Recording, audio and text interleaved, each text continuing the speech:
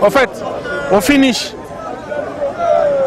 L'Église a compris que le peuple ne savait plus, n'est-ce pas, où aller mettre la tête et ignorait à quel sens c'est voué.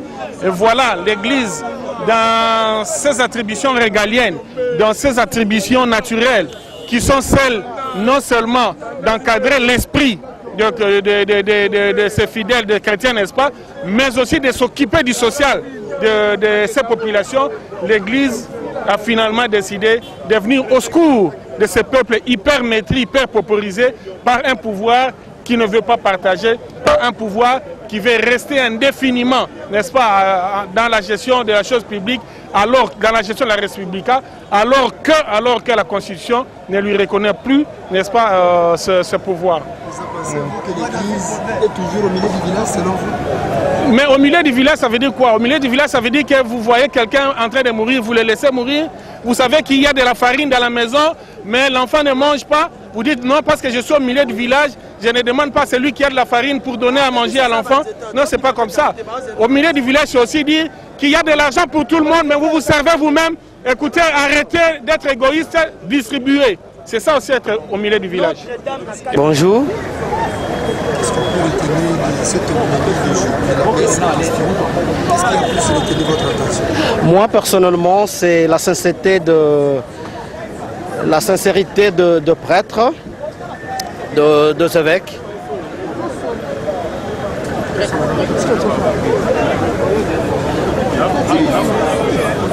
Moi, ce qui m'a réjoui, c'est le discours des évêques.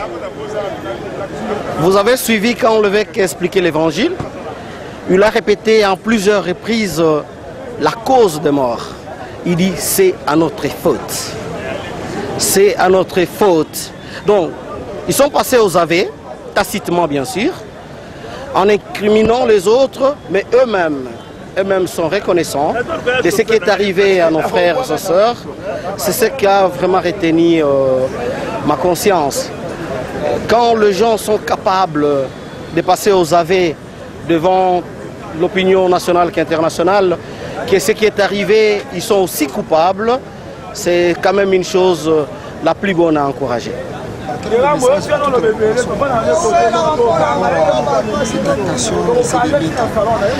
Moi, je vais demander à nos frères et sœurs. Nous n'avons que le Congo comme pays. Nous n'aurons pas un autre pays à part ces pays. Et détruire ce pays, ce n'est pas les construire. La République démocratique du Congo, depuis, je rentre en 92, le président de la conférence nationale souveraine, l'archevêque Mosengo, en 92, on ferme la conférence. Notre église met les gens en route, il y a eu des morts. Après 92, vous êtes conscient qu'il y a eu des morts et des morts par M23, par ceci. L'église ne s'est jamais prononcée pour qu'on puisse être solidaire avec nos morts tués à Lubumbashi, à ceci. C'est aujourd'hui, quand la Senko a eu le pouvoir d'organiser un contrat de négociation entre les politiciens, que l'intérêt de la Senko est mis en jeu parce que c'est la Senko qui était l'arbitre. On envoie encore les gens en cours de route, il y a encore des morts. Nous sommes là pour célébrer encore une messe parce qu'il y a eu des morts. C'est des trop. C'est des trop, je demanderai aux Congolais qu'on n'a plus besoin de leaders morts.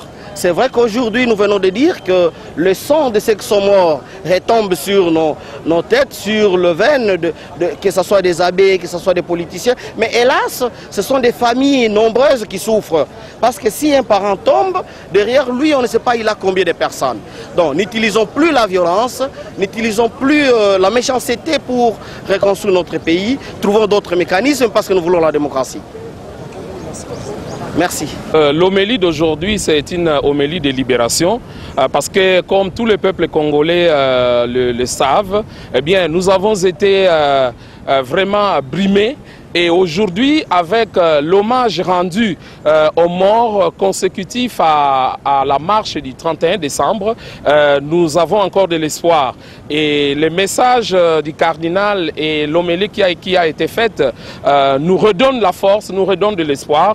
Et nous pensons plus jamais ce qui s'est produit le 31 décembre va devoir se réaliser encore parce que le peuple congolais est libéré de la peur. Aujourd'hui, plus que jamais, c'est la constitution qui sera donc appliquées, notamment dans ces dispositions qui garantissent les droits et les libertés fondamentaux de l'homme. Donc d'ici là, il y a d'autres actions qui seront menées et nous aurons